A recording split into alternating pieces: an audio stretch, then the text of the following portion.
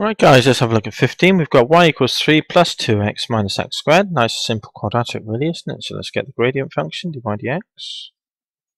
3 goes to nothing, doesn't it? The 2x goes to 1, so it's 2 lots of 1, which is 2. Minus the 2 comes down, x to 1 less than 2, which is 1. Let that equal 0. When does that equal 0? Move this 2x across the equals, yeah?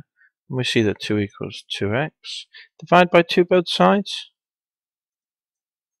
Basically, you're moving the 2 from times to divide, really. X equals 1. Alright, so I've written that back around the wrong way. So I can read that from right to left and write x equals 1. When x equals 1, what does y equal? Y is equal to 3 plus 2 times x minus x squared, doesn't it? Yeah? So we just need to input the value of 1 and find out what y is. So x is 1, isn't it? We input 1 there, a 1 there. 3 plus 2 times 1 is 2. Minus 1 squared is 1. So you've got 2 take 1 is 1 plus 3, 4. So the output is 4. So it's one turning point, input, output. So let's get the second derivative all in one fell swoop. Do 2y by dx squared, differentiate dy dx n. That goes to nothing. X goes to 1 minus 2.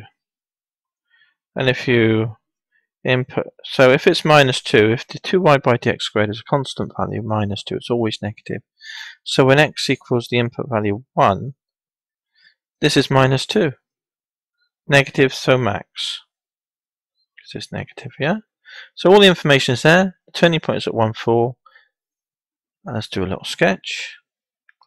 Yeah, so we got y equals 3 plus 2x minus x squared. Little sketch.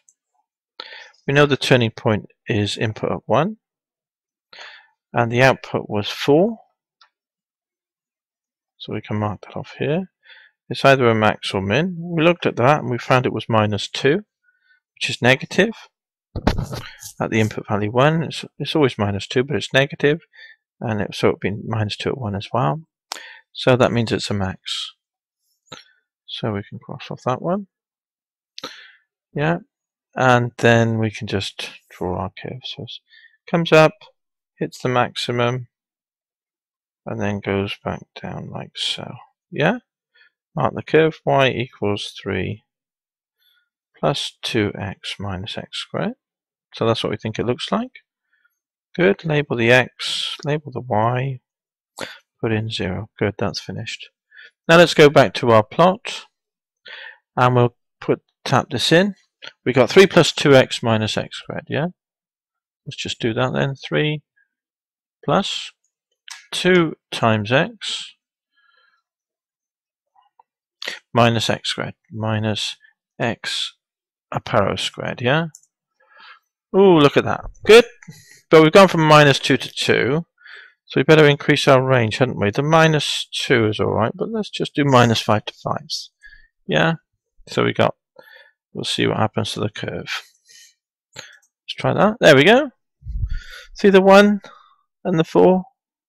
That's the maximum. And then you just draw it, basically comes down after that. So what did we do? Let's have a quick look. Yeah, that was our curve. Could have drawn it a bit longer down there, couldn't we? Goes down there. Down there. Alright, so there we are.